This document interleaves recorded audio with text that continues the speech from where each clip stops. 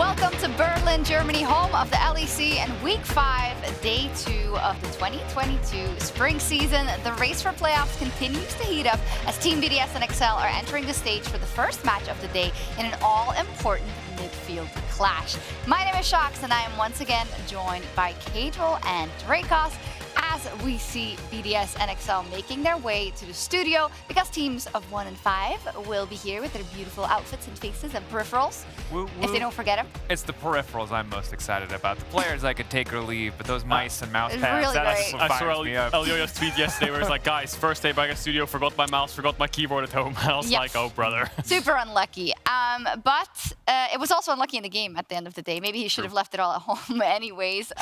Let's start off with the big story from yesterday, though. Astralis ending their losing streak by beating none other than the formerly undefeated Rogue. Astralis had previously lost 9 games in a row, whereas Rogue had won 9. I mean, it's kind of poetic. We should have seen it coming, Cadril. No, we absolutely did see it coming. It was incredible.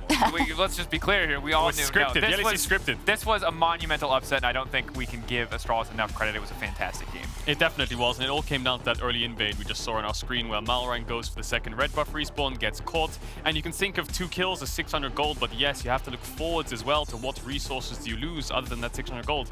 In this case, Larsen lost his ult, his flash, his mobility, so in the stack mid waves, he's a free dive. And I think we heard from Promiscu last night, or not Promiscu, we heard from Zanzar about him and Promiscu working really well together, talking about how the team as a whole is working really well together, because one of the few advantages of being 0-9 is that there's no pressure on you. So when someone makes a call, there's no hesitation. Is it the right call? Is it the wrong call? They all go in and they make the call together. It's really scary playing against a team with nothing to lose. I mean, you're basically all the pressure's on you, and they can do whatever they want to try and win the game and just try and do any crazy strategies they want. And just to reiterate, Zanzar yesterday on PGL, if you missed it, go take a look. But he said, well, I just followed Malrang around because he's playing the game like solo queue and trying to get the ganks off and the invade. So I just figured to beat Malrang, I have to be Malrang. So I just followed him. And it was a winning formula so far. Great job by Astralis. We had another big upset. But maybe we could talk about if it was really an upset or not. XL taking down Vitality, with XL now beating both Fnatic and Vitality, 2 of the super teams coming into this year. Yeah, and I think, to be honest, the game started off very rocky when Vitality were able to get a kill on that Vayne early on, a second kill following up as well, but ultimately, really clever drafting from Excel, really good execution around the bot dive. Vitality may be over-eager with map rotations,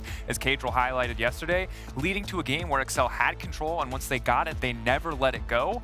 I think Excel are a playoffs team the way they are playing right now, and this shouldn't be looked at as much of an upset as it might have been against super teams in the past. I definitely agree with what Jacob just said there. And if you look at Excel, I mean, when you're playing a composition with Malphite top, your AD carry dies, level 1 first blood, gets ganked, dies on the first wave of bot. A lot of teams would be like, remake in a scrim game, right?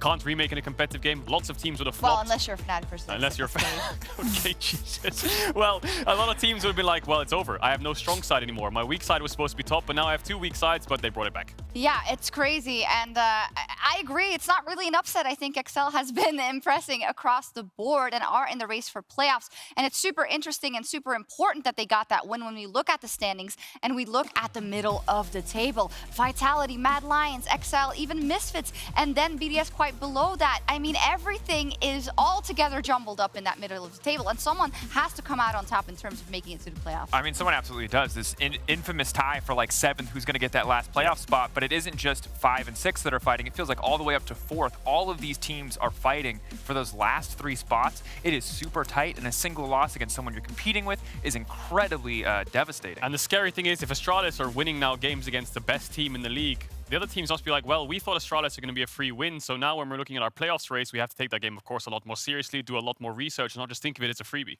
Indeed, and speaking of Mad also, well, they yesterday lost to G2. It was our marquee matchup. We were hoping to see great things out of both teams, but unfortunately for Mad, it was mostly great teams out of G2, and specifically their new support, Targamas, on set. He was so destructive. He's now played 10 different champions in 10 games. Yeah, pretty huge initiator and playmaker. Lots of fantastic individual moments, especially in the climactic team fight of the game, as well as disrupting FLICKR so consistently. FLICKR having a miserable performance in this Irelia. Such a hard game for him. And it was actually this single fight where G2, yes, it was a rocky early game. Yes, Broken Blade was put far behind. But the second he hit 2 items, he knew he was powerful, and all of G2 capitalized on that. The game was basically somewhat even, I'd say, up until that Nash fight where Targamas just clutched the entire thing out, as Dracos talked about. Engage support, yes, but also very good defensive peel tool. If he can take the Diana off the rest of his team into the rest of the enemy team, it just allows your AD carry to walk up, your mid laner to walk up and find good shockwaves, which we saw. And Elyoya was the only real one trying to carry that game. Everyone else felt a bit useless. Armut was quietly farming up, but it really does feel like the Elyoya show right now. Yeah, it does. We can get a bit more in depth on that when we talk about Mad later. But in terms of the meta, as said,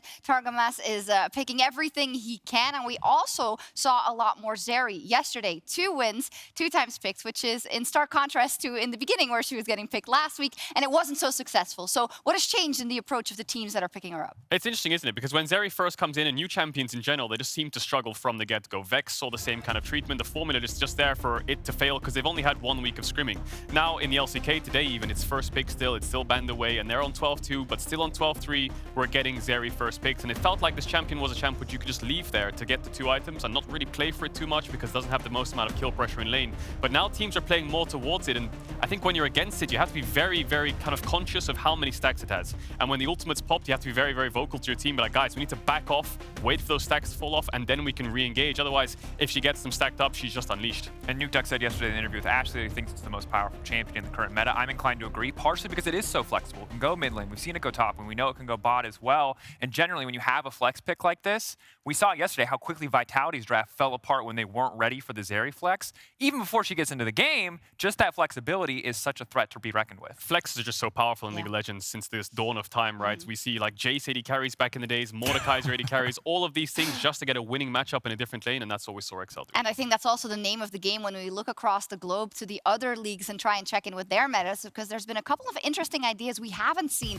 in the LEC yet. When we think about the healers that are being brought into the mid lane, like a Soraka, the incorporation of Ivern, why do you think we haven't seen it yet here in Europe? It's hard to tell really, because we've seen a little bit of Veigar, but other than that, we're seeing kind of Assassins, Akali Sylas, and just control mages and Corki as it is in other regions. But yeah, the LCS bringing out the Enchanters mid, and with 12.3, Corki being nerfed, TF being nerfed, LeBlanc being a bit weaker, the blind picks for mid are kind of narrowing down to mages, Victor or Orianna. So you can pick Enchanters and scale against them because they're not the biggest lane bullies. I especially love it into the Victor, like you highlighted. A lot of times we are seeing the Victor banned, but I think it's a solid pick. I think the big thing that any team has to consider, though, when you look at niche picks like this, niche options, is it's going to take time to learn how to play, to make sure that it can execute. And it's like, are you willing to give up scrims for something that's so situational? To maybe contextualize it with what we heard from Zanzara in terms of Matt and FLICKR yesterday, he called out maybe there are some championship pool issues there because after Victor, it's always the likes of the Irelia, the AD mids, and it's not always working out. Now that Corki's also off the table, it might be an avenue for them to experiment in. Oh yeah, definitely is. I mean, why not? There's so many weird things trying to poke its way into the meta. A lot of times when the lane swap came out, everyone just jumped on it. But right now it feels like things like Smite top we're seeing in the LCS, we're seeing Smite mids, Poppy Smites, Bard Smites, all roaming around the map.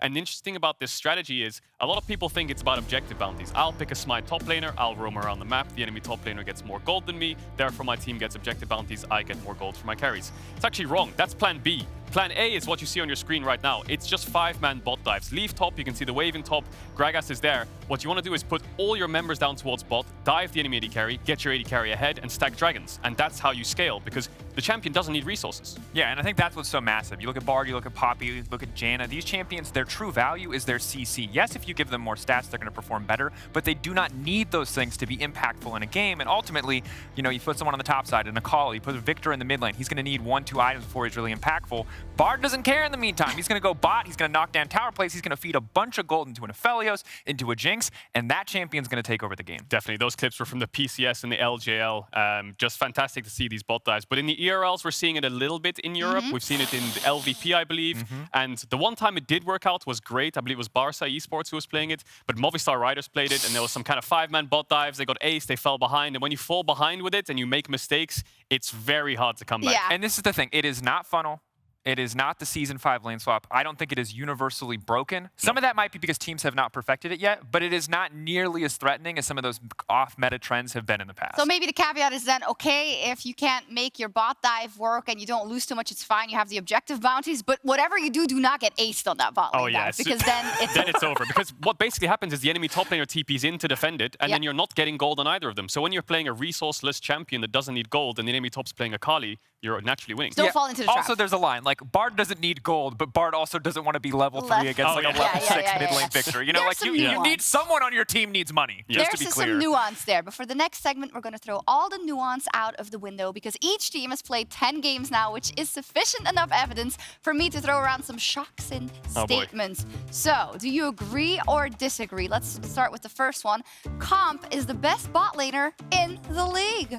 Nah, that doesn't sit well with me. Look, Comp's had a great half a split, and last year he was for sure ELO hell, don't get me wrong, but that's not enough to call this man the best bot laner in the LEC. I mean, like, you look at Upset, he's such a rock of consistency on the team. He's had great performances in best of fives, and he's performing well right now. I just don't think Comp is there yet. All right, let's get the stats up and see if any of that, numbers can mean anything you want them to mean, but maybe that kill participation. Okay, those stats are pretty nuts. Kill participation first, damage per minute first, gold per minute first. But it's important to contextualize a little bit, because if you're on a team that's winning, you can be a really mediocre player. And Comp is a very good player, he's not mediocre, but even a mediocre player will have great numbers. The one number there that stands out to me is kill participation, because that shows how much he is getting involved in team play. Because you can have weak side 80 carries playing a Senna who are going to have like 40% kill participation and are literally never in the fights. The fact that he's so consistently a part of things is a good sign for him. You agree?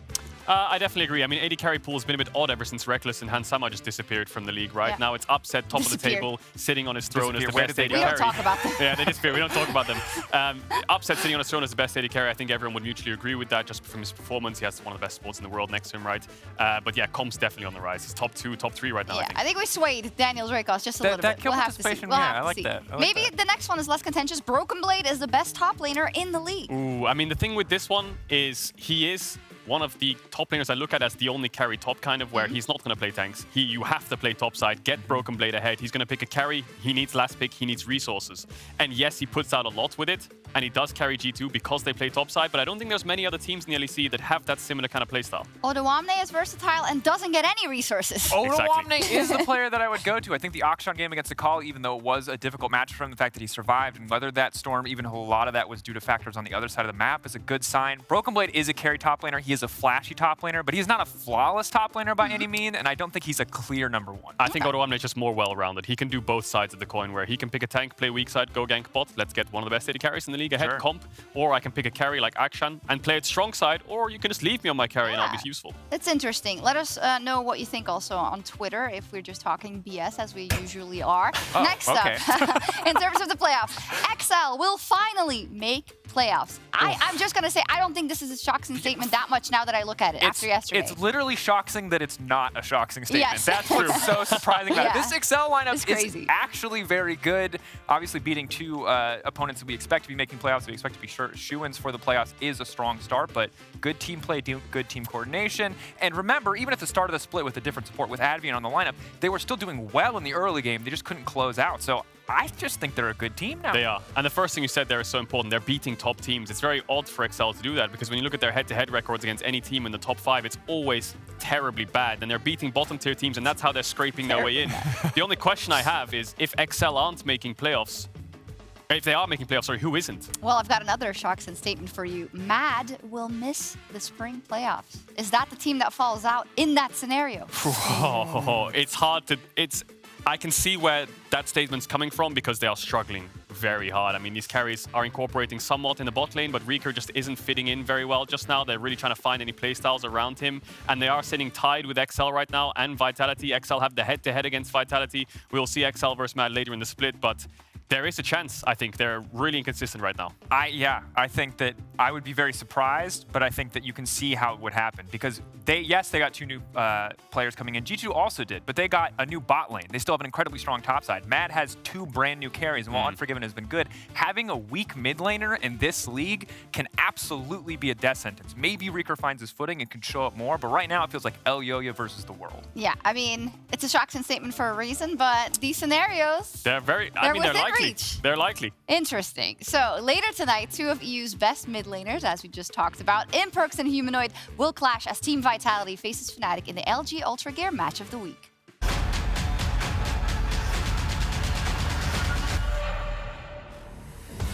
Vitality was embarrassed by Fnatic the last time these two teams met. This was not the super team we were all promised. They want revenge. Are they gonna get him? No! Wonder! You absolute mad lad! Done someone up, you find a pick, and hey, there it just might be. Lebrov locked down. Upset now gonna Gale Force forward, trying to finish the kill, but they don't quite have... the snipe! No! Self-made! Your eye on those potential Viego resets. Wonder waiting for an opportunity to go over the wall. He's knocked out Fari back into the team, but what will it cost him? Taken down. Razork now finding the reset. Carzzy in the retreat with no mana. Fnatic winning the fight for now, but Carzzy has found the resets. He's running out of mana, but it might not matter. Razork, though, coming in, finding the reset. The Viego is clutch. Humanoid is clutch. Fnatic will take the fight. First week in spring is always deceiving, and Vitality have certainly shown that the star power on this roster is not to be disrespected. 0-3 first week, it sucks, but it's also like, it is what it is, it doesn't really matter. We just learn from it and we improve and we work hard. Funnily enough, despite people's expectations from the outside, I think that this team is the team that is most open-minded and easy to communicate with each other. Only good signs really. We're now halfway through the spring season, and there shall be no more excuses for dropping games when playoffs are on the line. We want to do good in regular season, it's important, but really what's important is just making it to playoffs. I really feel like we haven't reached even 50% of our potential yet. I think most of the games we win through really dominant performances by individuals. To get the 2v2 kill, I think Fnatic tried to push to get the level up, but XL got it first. Oh my god! What? He's in his head! How did he know he was there? We have a lot to learn as a team still and really improve our team play. You can see Vitality playing on two lanes here, splitting up. They're going to commit to this play on self-made. They're going to deny it. Take it out straight away. There is a TP in the backside. That was massive! Out of nowhere, three-man blast moonfall. Vitality have the push. Wonder is just now entering the fight. Shots on buying as much space again as he can. Razork ultimate is falling away. Maybe they can get a kill back, but Wonder is doing so much damage in the back line. Here comes Humanoid with the ultimate, and Fnatic are going to take the fight. Both of these teams were heralded as Europe's next big super team. Let's see who will live up to that moniker. Vitality might have a lot of players that require attention, and if every lane is calling the jungler on every single wave, then that's not going to end well. I expect the pass block, I know the history, and I'm really expecting that when it comes down to it, the individual players will step up even more and they'll be a strong team. But they're going to be better. There we go. What a match of the week. Alfari also saying the most important thing is that we get to those playoffs. But I think if we speak from us here in the broadcast and probably the fans as well, we were expecting a little bit more, I think, at this point in time from Vitality. And you got to start winning these games. And I think in that regard, this Fnatic game could very well be make or break in terms of both the public opinion and maybe what they see as their own ceiling. Yeah, I feel like if they do beat Fnatic, it's almost like a sigh of relief publicly for them, because if you look at their week one, it's a disaster. We'll brush it under the rug. Their game against the Charlotte, they almost lost. Okay, we'll let that one slide because you won. Okay, now you've lost against XL. Okay, why is this keeping on happening? You have so much firepower on these lanes, all this star power across the board. Surely, if anyone's going to win an early spring split when teams are coming together, it's this team. Yeah, and I think at this point, I'm willing to give them the benefit of the doubt because the Astralis game felt like one or two mistakes on the top side, something that can be fixable. And the XL game was, I would say, getting outdrafted pretty cleanly on the side of XL, with some in-game fumbles too. But the fact that those two games feel so different means I'm willing to cut them slack. But if they also lose here, if they are not competitive here, we have to reevaluate expectations for this team. I think for sure there's also the bias in our brains of like, well, the caliber of these players, right? Surely they'll get it together. And I think we need to see something versus Fnatic. Fnatic, as we talked about yesterday, they also had some ups and downs, some inconsistencies, but yesterday they cleaned it up versus SK Gaming. They showed what they are known for, they dove that bot lane, and they rolled the snowball out. I mean, it was just a clear win condition for them. Yes, Wunder was struggling topside up against the Mal fight, but the second you get bot lane rolling, that's Fnatic's bread and butter. They move around the map harmoniously when their bot lane's ahead, of course, and SK fell kind of victim to it. They didn't defend the dives as well as they could have. The TPs came in, and then once Certus comes in to join the bot play, to defend the play, he dies, mid lane's now over, and I think they won the game in around 24, 25 minutes. So a clinic from Fnatic, but again, they did lose to XL as well. Vitality similarly lost to XL, so maybe XL is one of our best teams in the league. I don't know what to think anymore. Yeah, Sean, I don't know what's happening. I think XL are good for sure, but I think the other big takeaway from this game, while it was SK and while Fnatic did get off to a massive lead very early, I think the big thing that I saw was Razork working very well with the team in the early game. I like the Volibear for him. On Misfits, he had to be much more of a carry, but here, I like him playing something that's more gank heavy to enable his lanes, to enable the bot lane. I think Fnatic are continuing to grow, and that makes me sweat for Vitality even more because they're a team who's been struggling to find their footing. Yeah, and I think Razork was struggling at the start of the split. The early games for Fnatic were kind of atrocious, and they were winning through mid to late game, but now the early games are cleaned up. They are much better, and I think whenever we talk about Fnatic doing well, or sometimes the other way, you do think about Hylissang. He is so central in what seems like their early game aggression across the board, and in that regard, I'd like to also talk about the support on the other side in Lebrov, and I know that you had Perks on Euphoria, and I believe he was also talking a little bit about his prospect for Lebrov. Yeah, so I think it's been apparent to everyone who's watched Lebrov that individually he has been quite talented, but again, similar to what we said about Comp, when you're on a roster that's not doing very well, it's hard to shine and it's hard to see individually what you're going to bring to the bigger picture. So we asked Perks about this and he said, look, this guy is super intelligent. He picks up on the little things really, really quickly, which is important because as much of it is a skill for Perks to be able to teach someone, you have to be good at being taught. You have to be able to pick up information quickly on the fly so it's not a burden to the team. He's adapted super well, super fantastic attitude, and the fact that he has adjusted and fit in on what is such a star-heavy team so quickly is fantastic. That said, he's not there yet. He's still growing. Perks has big ambitions, though, for him later in the split, saying maybe eventually he can be one of the big names. Yeah, he also said he is the kind of player who will change an entire game for a team, and he's in such a good environment to be that sponge that Drake was talking about, where he's got so many voices and experience around him that all he has to do is kind of just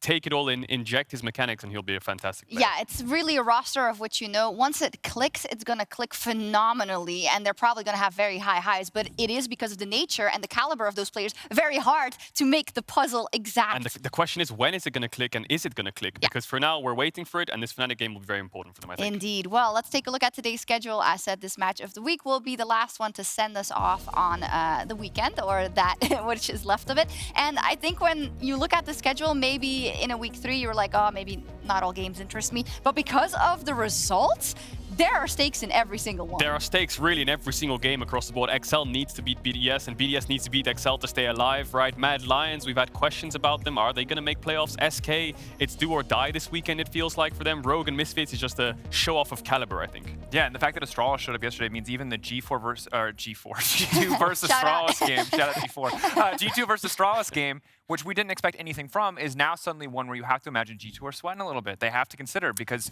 Astralis playing with no fear is a damn good look. If they end up winning more, we got to pledge that we don't say Miracle Run. We got to come up with something new. It's got to be something to the else. stars. To the stars. They made it for us. Yeah, very, very good. But yeah, I'm bought in. I want to see them put up a fight versus G2. We'll see what happens. And ahead of the first match of the day between Team BDS and XL, Ashley is joined on stage by their head coach Youngbuck from XL to talk about their back-to-back upsets over Fnatic and Team Vitality. Thank you, Sharks, and I'm joined by Youngbuck, the head coach of XL. And Youngbuck, thanks for joining me. How important is it for XL to beat Team BDS today? I think we're in a race with Vitality, Misfits, and Mad Lions for the playoff spot. And all 4 of us have to beat the teams like BDS, Astralis, SK. Because if we drop games there, then later on we have to beat the likes of Fnatic and Rogue. Exactly. So these are the must-wins for us. Like, these are the games we absolutely cannot drop if we really want to make a play for the playoff spot.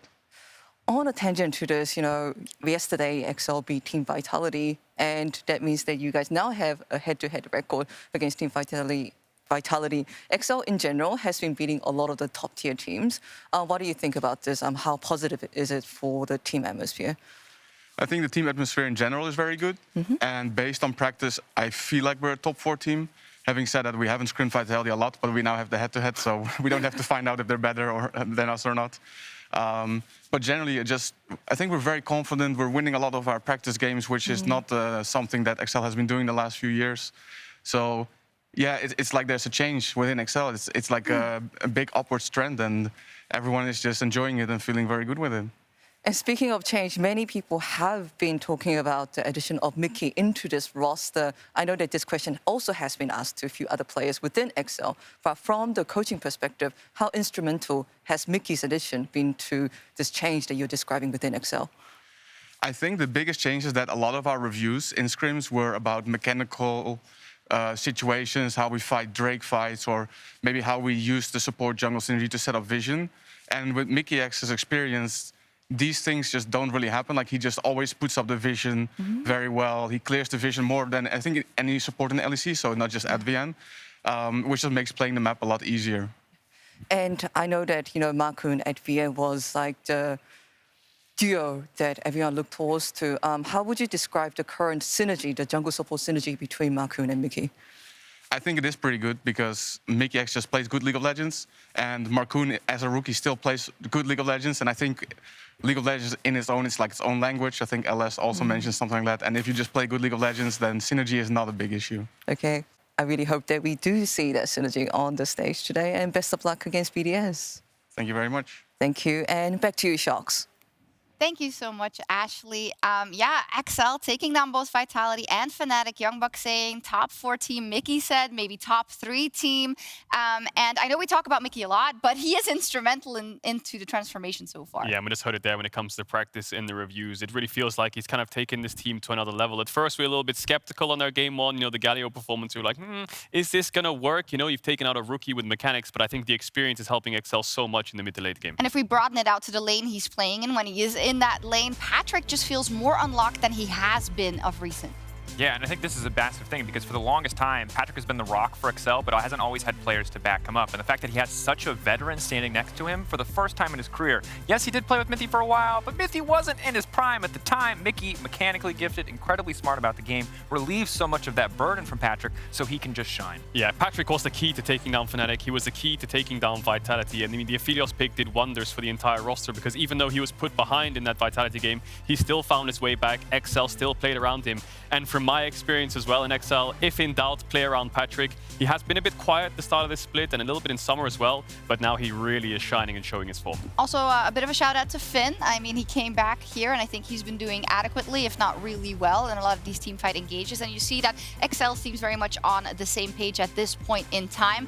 On the topic of Mickey also, it seems that he's on a bit of a reunion tour in terms of beating his ex-teammates because he already beat Wonder, he already beat Perks. Now Next up, maybe Grabs today. I love this. This is so fantastic. And you know, it is personal because, you know, they didn't exactly get to break up the band on the most ideal of terms. And so they've obviously all got good relationships, but Mickey is not the guy I think anyone would have thought of to be the one to make the run through all the former teammates. You would have thought Yankos and Caps, maybe you would have thought Perks, maybe Wonder, but the fact that it's happening for Mickey is such a cool story. And you know, the banter and the bragging rights are going through the DMs of the players after Mickey beats them or on the socials, we're going to see a little bit of it. Oh, by the way, about socials, if you want some super hot fire, Grabs his Twitter nowadays. The man is unleashed. Maybe it's because they're losing and he's just like, F it all, but it's crazy. I love the contrast too because he has a quote here that was like very honest and very heartfelt. He's like, look, we need to go 2-0 this week. They're already 0-1. He wants to make it a 1-1 week. And then on Twitter, he's like, if anyone comes at him, he lights them up. If it's Carlos, gets the steel chair. If it's Excel, grabs out of nowhere with the steel chair every grabs time. out of nowhere. Boom, there goes the ratio. But honestly, I think going back to this statement, I think it's very true what he's saying because they're not in a good spot right now. Yeah. Everyone knows it. The chance the playoffs are getting slimmer and slimmer and slimmer. And what I think the team is doing is they're looking ahead. So you look at the teams you're up against XL, maybe some weaker teams at the start of the second round robin, maybe Misfits as well, of course, yesterday. But then when you look forwards, you're like, well, we lost against these teams, but we still have Fnatic, Vitality, Rogue, G2 to play. That's basically 4 teams which could count as 4 losses already. So we need to get wins now. So I think this weekend is do or die for BDS and SK. Yeah, and it's such a young team. It's hard to know exactly how high we should have set the expectations. But spring is always an arms race. They had a 2-0 race, 2-0 week. So then I was really thinking, all right, I was starting to think they were on the up and up. But like I said, it's an arms race. Some teams are going to win and some teams are going to lose out. And it feels like BDS are just falling behind the pace of the other teams that are growing so much faster around them. Yeah, and Syncroft's been the star player. We talk about him every single weekend, right? He is the one who's actually kind of giving this team some life. He's doing things on the map. He's getting kills for the rest of the team. And he feels like the shining light coming from the ERLs. He took such a long break from being in the LCS. I think it was Origin he was on last time many years ago,